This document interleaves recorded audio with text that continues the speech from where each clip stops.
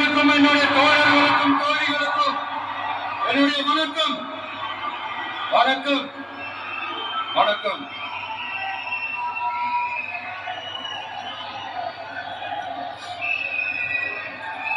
கதிரல் சத்தம் எப்படி இருக்கு?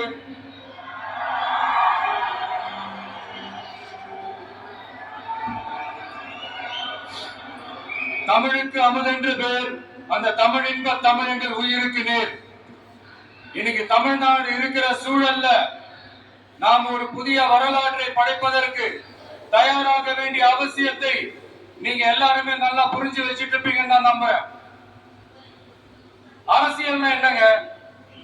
ஒவ்வொரு குடும்பமும் நல்லா வாழணும்னு நினைக்கிறது அரசியலா? இல்ல ஒரே ஒரு குடும்பம் மட்டும்